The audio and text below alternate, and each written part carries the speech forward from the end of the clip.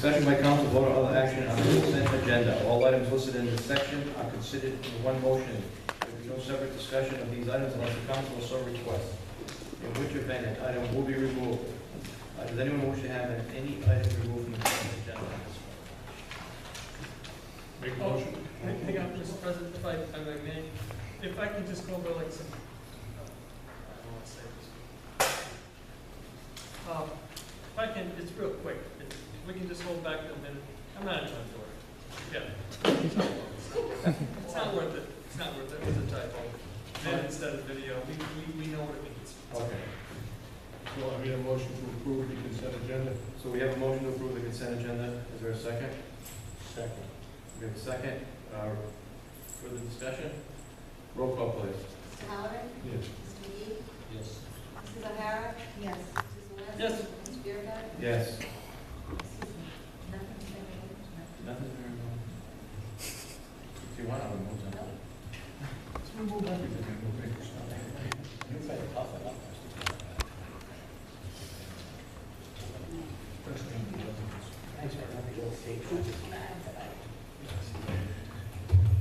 Old business, discussion by council, vote or other action on registering of motor vehicles in North Smithfield. Ms. O'Hara and Mrs. Zalinski.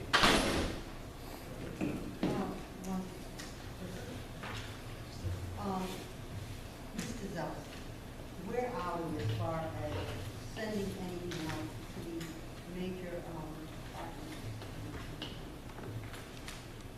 Letters have gone out to each of the large residential facilities as approved by the council. I've had no feedback or comments from anyone at this point, and it would take time, I think, to understand. I have had a meeting with the assessor. I've also had some feedback from the police department in terms of and looking for ideas of how we can go further with this. I have not digested those. It gets complicated between the assessor's limitations and the kinds of thoughts that are put forth by the police department. I'll have something for you on that. And, well, it's too late now, but well, a lot of these people won't even get any tax bills, because, you know, we had given things out the tax bill way before warned on this. You know, if they have the Homestead Act and they live in Florida and they're Florida place, that's legal. But if they don't, and they drive around Florida place, that's illegal. Well, therein is the complication, making that determination. We're trying to find the ways that we can do things of that sort without having to go knock on every door. Observe every plate and knock on every door. And as you know from your visits to the larger complexes, because there's a car in the parking lot doesn't give you the automatic connection to the person. You've got to find the person. And even that may not do it if we can get the registration information. Like the driver of that vehicle may not be the owner of the vehicle. So it gets it's not easy. When they sign a yearly contract, they normally are given set amount of spaces, and they're supposed to give registration at that time. Even in 4 units, it's generally that way.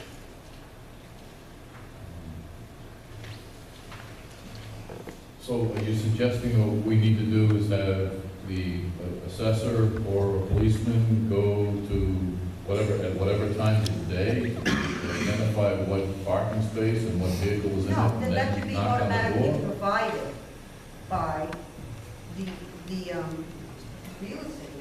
But we don't have the means to access that information, Ms. O'Hara. That's private information that isn't available to us. Let's back down a little bit. If they haven't, putting their head in a bed in North Smithfield, they've signed a lease for 1 year.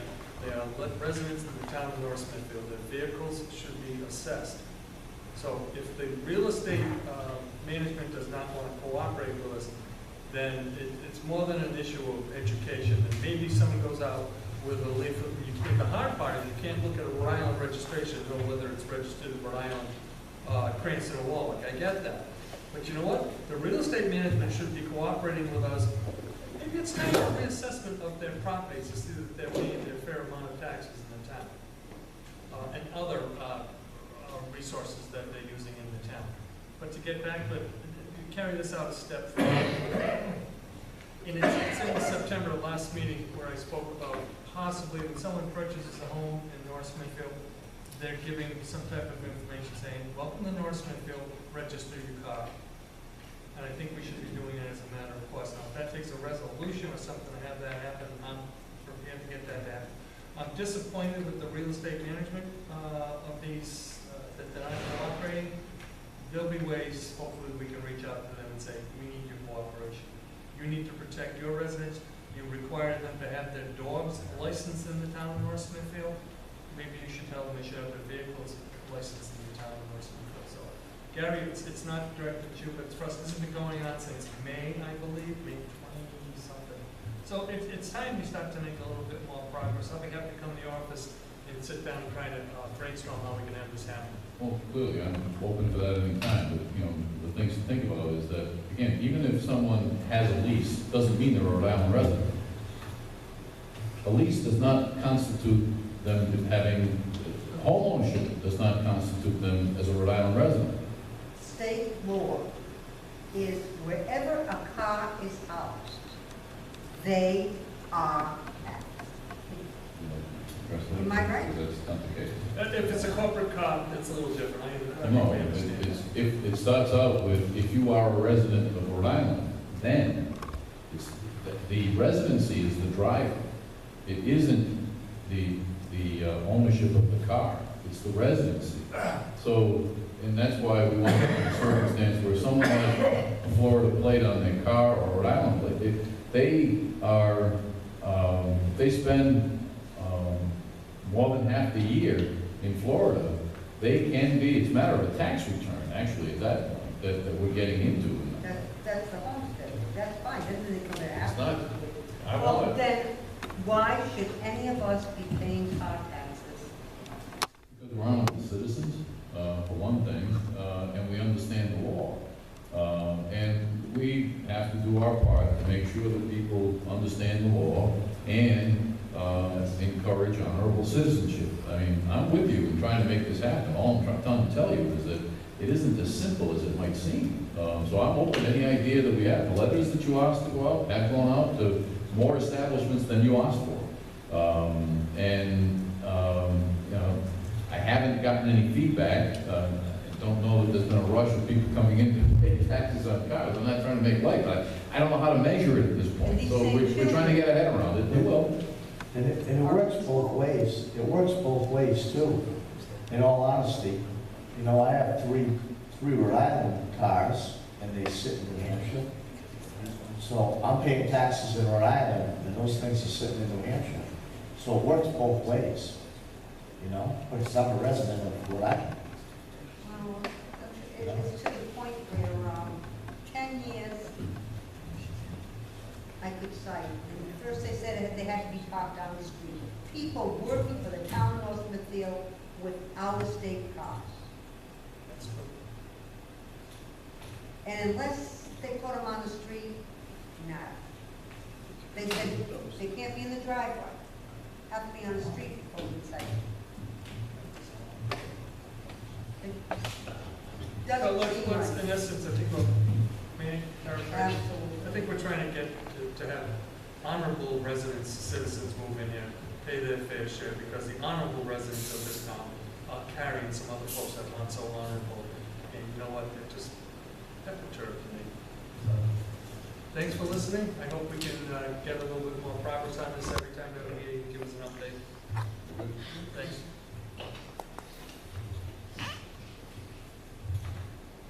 No action on that. Discussion by council, vote or other action on Golden Boulevard. The area water issue. Mr. McGee, you asked this to be on the agenda? Yeah, I just wanted to get it on the agenda and find out where we're going. also took it upon, I called you and I talked to Mr. Wazowski and said I was gonna set up a meeting for some other ideas. And, because I just hated to see people without water. And I figured that, you know, that's my expertise, that's what I'll work on. And I came up with some plans that could work, and I talked to everybody. I went and met with Mr. D'Agostino and some more engineers from Woonsocket and the Public Works people and the Town Hall in Woonsocket, and we sat down and had a good discussion. And I asked them a couple of things. We had this big project that we planned for an 8-inch water main with, you know, the fire hydrants and everything. And we had costs of, at one point, $300,000, and no one wanted to pay. We couldn't even get anyone to pay the study we were doing for it, to get a bid for it. So then I said, well, what can we do that would be a lot less expensive? So I went and I thought, why don't we just replace the 2-inch main that was there with another 2-inch main, and it's worked for 75 years, we could do that. I talked to Mr. Carpenter to see what his input was, and I talked to everybody, and they said, well, I'll sit with Mr. D'Agostino, and he says, yeah, you could do that. They don't recommend we do it, but we could do it, and it would be cheaper. But then they told me, and you know, I know we have this out here for it to be all done, and I heard those plans are coming back soon, Gary. So I just want to get it on the agenda and get moving with it, because, you know, time's running out and I want to do something with it. And then when we were talking with Mr. D'Agostino, he said, I wanted to do it in-house and use our own excavators, or even rent the excavator in our own house highway department to do it for half the cost that it would be to bid it out. And they were all for that and said it would be great. And then when they said instead of doing the 2-inch line, it's a little bit cost more in material, but do the 8-inch line. And like Mr. Gilson wanted, they were saying, like, if there's a fire hydrant at the end, they can only get one pumper truck at the end of that dead-end road. So if that runs out of water, we're in trouble. You gotta back it up and everything. So it would be great to have it. So they were willing, when I proposed the 2-inch line, they were willing to help us out in a way that they said we could definitely do it ourselves. It should be easy digging, just the cost of material. And they also offered, they said, listen, if you do the whole piece, it's another 2-inch line, if you guys just ran the main trunk, the 8-inch line, they would be willing to do all the connections along the way to each house. And they also would take it over. We wouldn't have to test, which Mr. Carpenter didn't want to have to test it and take care of it. So it was, we were willing to help. And then Mr. Beauregard was going to come to the meeting, but he couldn't that day. And he asked me to say, see if you can get some pavement. So at the last second, I tried to get a little pavement in there, right? And we were somewhat successful, you know? He didn't say no. But you know what I mean? He said, maybe we could do something. So I felt Mr. D'Agostino was leaning towards us, you know? So it sounded like I'd love to just be able to get these figures in, see what's happening, and if we could take our own people and run that trunk, I would love to do that. So, and I want to get moving on it. And like I said, I don't know. We wait for grants all the time. How long are we going to wait for grants? I don't want to wait a year. I'm a person who waits for a long time. I'm sick of waiting. If we can do something, I'd rather do it. And I mean it. I'm just looking, tell me if I'm wrong, but you're looking for federal money, right? Well, Texas is underwater. We can't do, it's 0.2 of a mile of infrastructure, of an 8-inch line. Smithfield can't tell me we can't do 0.2 of a mile of infrastructure and getting help with Woonsocket to tie these in. We have to go out and try to wait for money. Meanwhile, nothing gets done. I just can't, I don't understand how we can't do that as a town. This is such, like, to me, a little problem. What would we do if we had a big problem? This is not a big problem. So that's why I'd like to get something rolling and get some kind of help to say, hey, are we gonna do this or not? That's what I brought this out for tonight. So, Mr. McGee, I support exactly what you say. Somewhere, back 50 years ago, whatever they approved that road, 75, yeah. 75. God, you were even young then. We went to school together. Yeah, I remember that. Somebody in the town approved it. Somebody in the town said they could tie in, whether it was I'm not finding fault with anybody, things were done different. Then Bobby Emmett McCann was the town clerk, and I remember going in there as a young man, oh yeah, don't worry about it. Those are the words, don't worry. I don't know if they sent inspectors out. Let's do it. You did a great job going down there for the settlement of the line going to the power, the storage with Woonsocket. I think you played a big role in that. I'm looking forward to what you can do in 2 weeks. You're going to put that on the agenda now, right? It's already on the Well, agenda. it's on the agenda. I want someone to give me permission. Well, I think, Good. I think in the next meeting, we're gonna have the results of the study. And I think we should take a look at the results of the study and see how that works. And if it doesn't work, then we can go with Plan B. And one way or another, we'll get something done over that. Well, the reason why I did it tonight is because, like you say, it's getting colder, Right.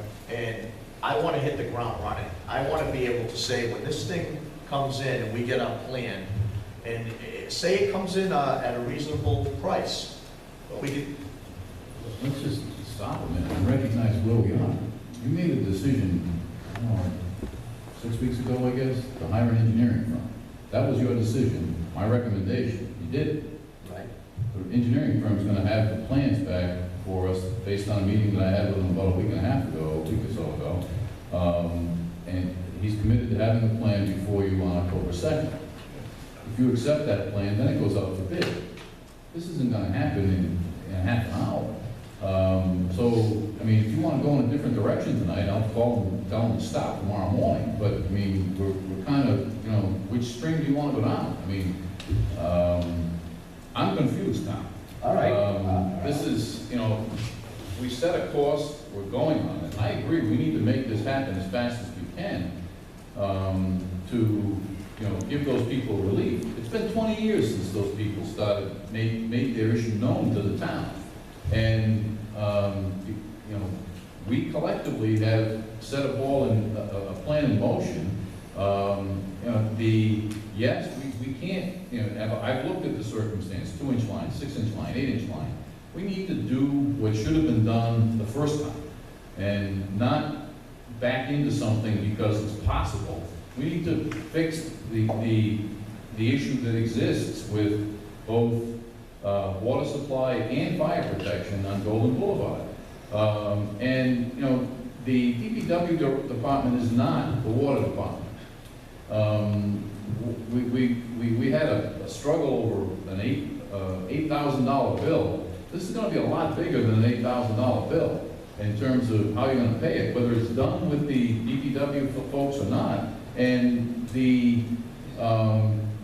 those funding streams have to be kept separate. You don't, as I said when we looked at the circumstance from the beginning, when it was being argued that we should be taking money for this out of general taxation. You don't want to get in that slippery slope to be just commingling all of the resources that we have as if it's one. It's not. We have a sewer enterprise fund, we have a water enterprise fund, and we have general taxation. And should we be looking to help these folks? Absolutely. That's why I'm here. That's why it is before you. I want to help those folks. I don't want to be getting involved, they can't flush toilets. That's ridiculous.